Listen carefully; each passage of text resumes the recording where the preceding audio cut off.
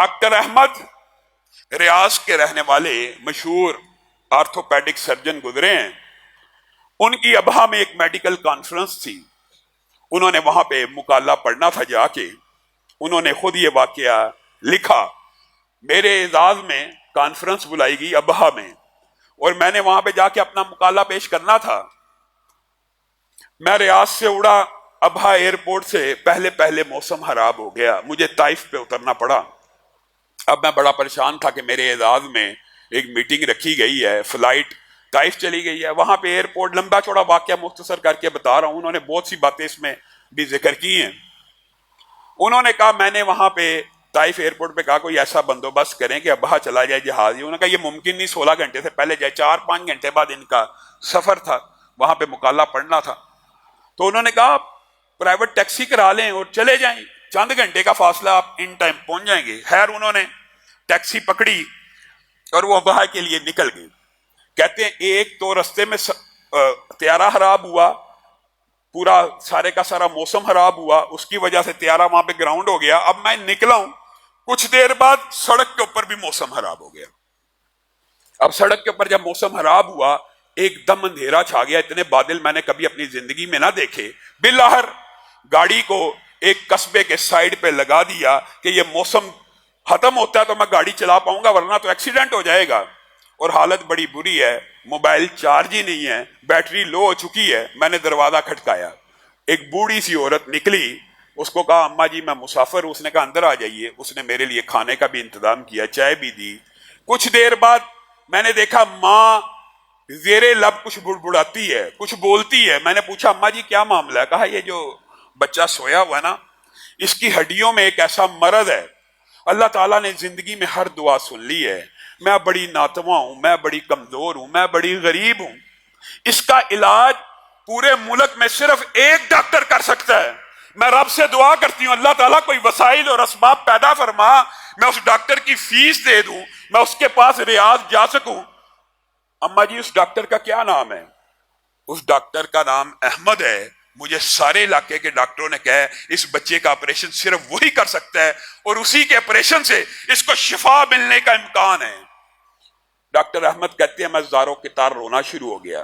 میں نے اپنے سفر کے اوپر غور کیا, میرا جہاز کیوں کر وہاں پہ کھڑا ہوا. میں نے اپنے سفر کے اوپر غور کیا, میری گاڑی کیوں اس ماں کے دروازے کے سامنے رکی.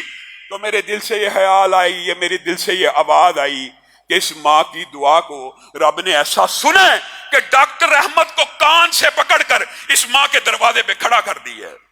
اور ڈاکٹر احمد کہتے ہیں میں نے اس کو کہا میں ہی ڈاکٹر احمد ہوں.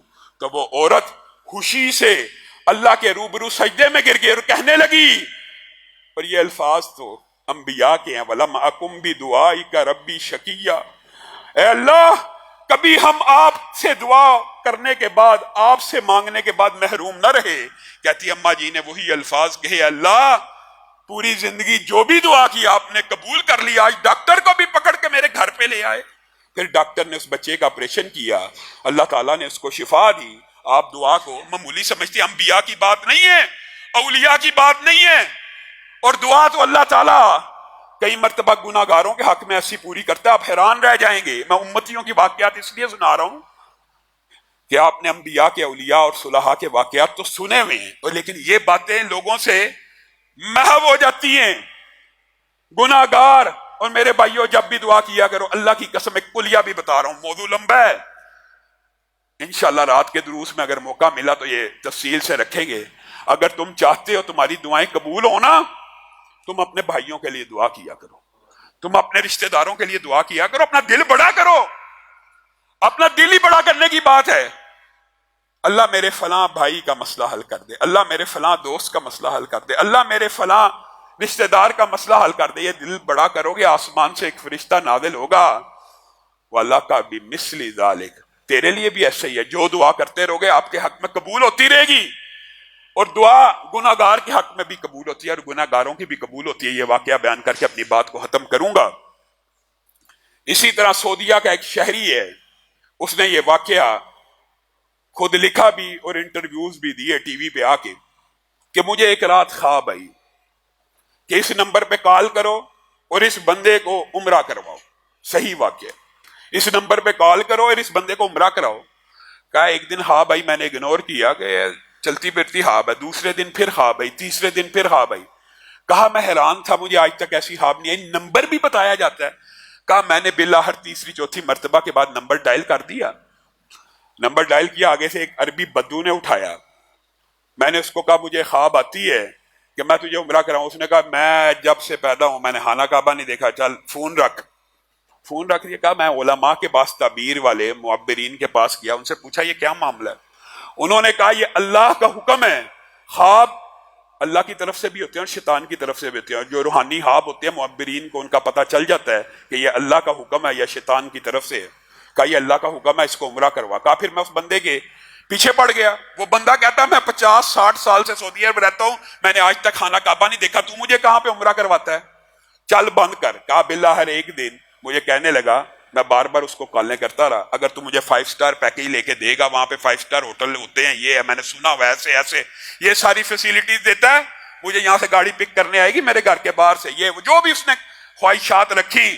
کہا میں نے کہا سارا خرچہ میرے ذمے, تو بس ہاں کر, احرام پہن, میقات سے نیت کر. کہا گاڑی بھی بیچ دی, 5 سٹار کا انتظام بھی کر دیا. کہا پھر میں اس کے سمرا ہو گیا اور میں غور کرنے لگا اللہ تعالیٰ نے مجھے کیوں اس کو عمرہ کرانے کی ڈیوٹی لگائی ہے. کہتا ہے کہ بدو جو سگریٹ بھی پیتا ہے اور جس کی عادات بھی داڑھی کے بغیر ہے, اور کوئی حرکت بھی ایسی نہیں میں نے دیکھی کہ جس کی وجہ سے اس کا نام مجھے خواب میں آئے, سمجھ نہیں آئی. کہا عمرہ کر کے نکل گئے.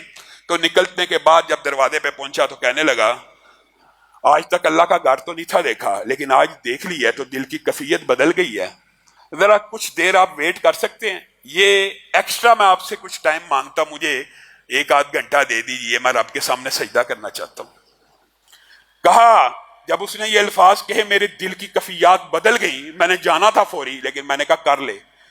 کہا آدھا گھنٹہ ہو گیا سجدے میں پڑا تھا, پونا گھنٹہ ہو گیا سجدے میں پڑا تھا, میں پریشان ہو گیا, جا کے اٹھایا, روح پرواز کر چکی تھی. کہا پھر مجھے سمجھ آئی اللہ نے مجھے کیوں بھیجا, یہ بندہ یہاں پہ فوت کیوں ہوا حالت سجدہ میں اللہ کی بارگاہ میں. کہا میں اس کو لے کے آیا, اس کے غسل کا انتظام کیا, اس کے محلے میں پہنچا, اس کے علاقے میں پہنچا, بات پھیل گئی کہ فلاں ابن فلاں حالت سجدہ میں فوت ہو گیا خانہ کعبہ کے اندر. کہا میں نے اس کی بیوی سے اس کے حوال کا پتہ کیا, اس کے بچوں سے, مجھے ہر ایک نے یہی کہا کہ نماز بھی کبھی پڑھتا تھا کبھی نہیں تھا پڑھتا, گھر میں اکثر نمازیں پڑھا کرتا تھا, سگریٹ پیتا تھا, کبھی خانہ کعبہ نہیں گیا, کوئی خاص مسجد سے گہرا تعلق نہیں تھا. کہتا جب میں نکلنے لگا مجھے سمجھ نہیں آئی یہ سارا کا سارا واقعہ کیا ہے. کہا ایک عورت باپرد نے مجھے اشارہ کیا, ان کے گھر کے قریب سے گزر رہا تھا, اشارہ کیا رک جاؤ, مجھے پتا لگا تم لوگوں کے بارے میں اس کی سیرت کا پوچھتے ہو, میں تمہیں ایک بات بتاتی ہوں. کہنے لگی میں عورت بیوہ ہوں اور میرا ایک یتیم بچہ ہے. اس بندے کی کوئی خوبی ہو یا نہ ہو, لیکن ایک خوبی ایسی تھی, یہ اپنے گھر کے لیے تربوز لاتا تھا, سمولیاں جو برگر ٹائپ ہوتی ہیں عرب میں, روٹیاں, دہی, بوتل دودھ, جب بھی لے کے آتا تھا اپنے گھر کے لیے میرے گھر کے دروازے کے سامنے رکھ جاتا تھا کہ یہاں پہ ایک یتیم بچہ رہتا ہے. اللہ کی قسم اس بندے نے آج تک میری شکل کو بھی نہیں دیکھا, اس کی روٹین تھی, مجھے پتہ لگ جاتا تھا, میں دروازہ کھولتی تھی, وہ سامان اٹھا لیتی تھی, ہمارا گزر بسر چل جاتا تھا. جب یہ بات ہوتی تھی تو میں اللہ کے سامنے رو کے دعا کرتی تھی, اللہ اس بندے کا خاتمہ بالخیر کر, اللہ اس بندے کا خاتمہ بالخیر کر دے. اللہ تعالیٰ نے اس کو سجدے کی حالت میں موت دی, کسی کے لیے دعا کرنے سے اس کو سجدے میں موت دے دی. تو وہ عورت جس کی دعا سے اس کو سجدے میں موت آئی ہے, اس کی اپنی دعائیں کیسی ہوں گی, اور اس کے اپنے لیے کیا کچھ اللہ نے تیار کیا ہوگا. میرے بھائیو آپ دعا کرتے ہیں, میں اپنے بھائی کو, اللہ حاجی صاحب کے اوپر کروڑوں رحمتوں کا نزول فرمائے, اور دل میں کنجوسی آ جائے, اپنے بھائی کے لیے دوست کے لیے دعا کریں, اللہ شاید اس کو دے دے گا, مجھے نہیں دے گا. یہ کنجوسی بھی ختم کیجئے, لوگوں کے لیے بھی دعا کیا کیجئے, اللہ کے سامنے اپنے ہاتھوں کو پھیلائیے, در در کی ٹھوکریں مت کھائیے.